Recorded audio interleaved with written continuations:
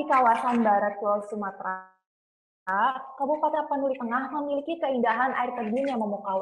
Meskipun jarang terdengar, diam-diam destinasi wisata air terjun di Tapanuli Tengah ini sudah menjadi idola di kalangan traveler Indonesia. Sekitaran Kepulauan Mursala. Di Kepulauan Mursala ini bukan hanya sekedar air terjun yang luar biasa, tetapi terdapat salah satu yang biasa kita bilang itu kalau lagi mandu dengan wisatawan itu blue spot. Blue spot ini airnya sangat biru, mau cuaca mendung ataupun terik, air itu tetap biru. Itu salah satu objek yang luar biasa yang terdapat di sekitaran Kepulauan Mursala. Di sisi lain, air terjun yang Mbak Cynthia bilang itu tadi apa-apa aja ya, kalau boleh ulang ya? Halo Kak, oke, saya ulang ya. Hmm? Situ ada Ya. 5 ya kalau yang kita dapat, yaitu ada tadi yang tadi Cafe Jajasan, tadi ada air terjun Mursala, Silaklak, Aloban Bair, Aik Nabobar, dan Sihobuk. Aloban Bair itu cukup banyak masyarakat di sana dan cukup dikenal juga, menjadi favorit, salah satu wisata favorit lokal yang ada di Tapanuli Tengah. Kalau untuk Aik Nabobar itu ada air terjun di situ, sekitar saya trip 2016 itu ke sana itu sekitar ada 5 air terjun. Mungkin orang yang banyak tahu itu yang lebar. Aik Nabobar yang lebar, dan kita dulu ke sana itu bisa melewati jungle track atau menggunakan perahu masyarakat yang dimana itu perahu pengangkat pasir. Itu salah satu tempat yang keren, tetapi yang kita sayangkan itu banyak para wisatawan itu tidak bertanggung jawab pada daerah-daerah yang belum dikelola maksimal oleh pemerintah. Banyak sampah dan kita selalu ingatkan jangan pernah meninggalkan sampah di tempat daerah-daerah tersebut. Selanjutnya itu air terjun Siobuk. Siobuk itu udah ada akses jalan yang sudah dibangun oleh pemerintah, dan juga beberapa gazebo sudah dibangun pemerintah, lahan parkir. Itu salah satu tempat yang dekat dan jarak tempuh yang dekat dari lintasan jalan lintas di Sumatera Utara, di Sibuluan. Itu masuk sekitar 15 menit sampai 20 menit dengan jalan yang bagus. Itu di air terjun Siobuk. Di air terjun Siobuk itu sudah dikelola pemerintah dengan baik. Yang mengelola itu adalah masyarakat dan BUMD. Di mana Siobuk itu ada Podarwisnya, kelompok sadar wisata, karena pemerintah Kabupaten Tapanuli Tengah itu sudah membentuk beberapa kelompok sadar wisata itu di daerah-daerah objek wisata. Selanjutnya itu yang mungkin Mbak Cynthia belum sebut itu air terjun Sipitu-Pitu.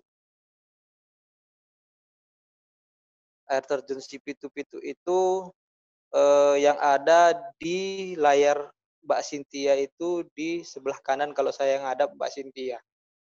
Itu sepertinya air terjun Sipitu-Pitu, atau itu sebelah kanan saya. Oh, itu Aik Nabobar ya? Bukan, itu Sihobuk, air terjun Sihobuk ya. Gak ada namanya sih, jadi gabung. Baik, ada namanya Sipitu-Pitu itu air terjun di Tapanuli Tengah yang sangat luar biasa indahnya. Di Sipitu-Pitu itu ada air terjun lebih dari 5 meter. Air terjun itu ada 7, makanya dibilang Sipitu-Pitu. Cuman kita juga masih bingung nih, hitung ke-7 dari atas atau dari bawah, kan gitu. Nah, di air terjun Sipitu-Pitu itu ada gazebo, terus ada flying fox, ada apa sih namanya, homestay, bukan homestay sih, ada villa gitu udah dibangun sama pemerintah, terus jungle track di Sipitu-Pitu itu ada. Bukan hanya itu, di Sipitu-Pitu juga memiliki khas, yaitu orang hutan Tapanuli. Orang hutan Tapanuli itu adalah salah satu orang hutan yang sangat identik dan berbeda dari orang hutan Kalimantan maupun Bahorok yang ada di Sumatera. Secara popularitas air terjun Mursala itu menempati posisi yang paling populer karena dia memang punya keunikan ya.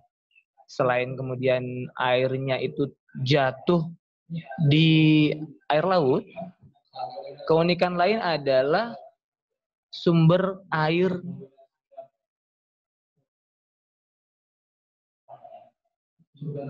Nah, kebetulan kan selain pegiat lingkungan, saya juga menulis, Mbak. Kebetulan juga pekerjaan saya juga jurnalis. Ya, tergabung juga di Forum Jurnalis Pariwisata Danau Toba. Nah, selain kemudian bahwa air terjun ini lekat dengan cerita rakyat bahwa ada hubungan antara air terjun Mursala dengan Danau Toba, memang secara logika agak susah melihat dari mana debit air terjun di Mursala itu bisa sedemikian banyak, sementara pulau itu tidak terlalu besar, tapi airnya terus ada. Bahkan di saat kemarau pun air terjun Mursala itu tidak pernah kering, gitu. Nah, saya juga pernah ngobrol dengan kita juga pernah ngobrol dengan geolog. Air terjun Mursala itu sumber airnya berasal dari Danau Toba akibat retakan bumi, gertakan di bawah bumi saat terjadinya erupsi besar dulu, supervolcano di Danau Toba. Nah, tapi ini kan masih jadi misteri, Mbak. Jadi selain misteri bawah lautnya, selain misteri yang terlihat bahwa air terjun itu langsung jatuh di laut, misteri yang paling masih harus ditelusuri secara keilmuan adalah sumber airnya. Itu sih, Mbak, kalau yang khusus air terjun Mursala. Selain itu benar yang dibilang Pak Pohan tadi bahwa sangat luar biasa. Ditambah salah satunya misalnya soal penyu, keberadaan penyu di Teluk Tapian Nauli yang memang sering melintas di air terjun Mursala. Itu, Mbak. Nah, soal air terjun lagi, karena memang konsentrasinya kita ke Sipitu-Pitu ya, yang di desa Eskalangan 2, kita menyebutnya Deska, seperti yang disebutkan oleh Kak Afrijal tadi, ya didukung oleh kompleksitas keanekaragaman hayati yang luar biasa. Nah, tadi mungkin sudah disebutin oleh Kak Afrijal Prima Pohan soal keragaman hewan, keragaman flora yang ada di dalamnya.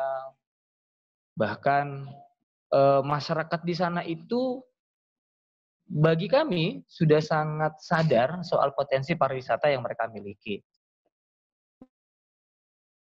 Karena beberapa kali berkunjung ke sana, walaupun misalnya belum termanajemen dengan baik, tapi masyarakat sudah cukup sadar jika ada wisatawan yang datang, mereka akan memberikan penyambutan sederhananya saja dengan senyum yang ramah misalnya. Tidak mengganggu aktivitas orang yang datang, berkenan menunjukkan jalan, jadi pemandu-pemandu lokal. Ini kan sebenarnya adalah hal-hal yang mendukung satu lokasi pariwisata. Dan kalau kalau bagi kami di komunitas menjaga pantai barat, jika ingin ditanya kalau mau ke air terjun di Tapal Tengah, kami akan rekomendasi 2, yaitu air terjun Mursala dan air terjun Sipitu-Pitu yang ada di desa Eskalangan 2 itu. Pengantar dari saya. Bisa berlanjut nanti dengan jika ada pertanyaan-pertanyaan lebih jauh. Nah, kalau boleh tambahan, boleh deh tambahan sedikit. Nah, bagi kami di komunitas menjaga Pantai Barat, mengkampanyekan keindahan pariwisata di Kabupaten Tapalo Tengah tidak hanya air terjun Mursala dan juga Sipitu-Pitu, tapi juga semua air terjun yang ada di Tapalo Tengah. Masih banyak daerah-daerah yang belum dieksplor, yang berpotensi memiliki air terjun. Nah, kenapa begitu air terjun di Tapalo Tengah? Itu karena memang Tapalo Tengah itu berada di lereng perbukitan menuju laut. Jadi memang sumber air tawar itu banyak di Tapalo Tengah. Nah, keberadaan perbukitan-perbukitan di Tapalo Tengah menjadikannya memang dia kaya dengan air terjun. Nah, selain mengkampanyekan potensi pariwisata itu, tentu bagi kami komunitas menjaga Pantai Barat, yang paling penting adalah menjaga agar aktivitas kepariwisataan itu tidak menjadi sumber pengerusakan lingkungan. Kenapa? Musuh paling besar dari daerah pariwisata adalah terjadinya kerusakan lingkungan. Tidak hanya disebabkan oleh sampah yang dibawa oleh para pengunjung, tapi pengelolaan daerah pariwisata itu terkadang, Mbak, jika kemudian tidak sadar terhadap sustainable-nya, keberlanjutannya, maka yang terjadi adalah dikembangkan sedemikian rupa tanpa memperhatikan lingkungan dan alamnya.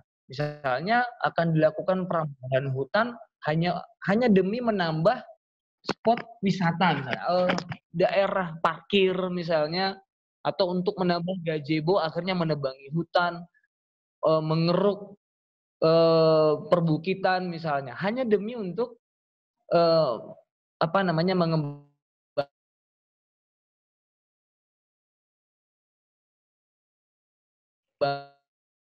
Halo? Halo? Oke, baik. Halo Mbak, iya ada telepon tadi, maaf. Kami dari Komunitas Menjaga Pantai Barat tentu agar pengembangan pariwisata itu juga mengedepankan konsep ekonya, konsep keterjagaan lingkungannya. Dan kalau bagi kami juga kalau boleh pariwisata itu kalau boleh ya ke ekowisatanya. Jadi misalnya pembangunan betonisasi diminimalisir misalnya, sarana dan prasarana pendukung di lokasi pariwisata itu berasal dari alam sekitar misalnya misalnya. Mungkin begitu-begitu, Mbak. Nah, itu yang bagi kami di komunitas menjaga Pantai Barat sangat concern, harus dikampanyekan, harus diberitahukan kepada orang-orang.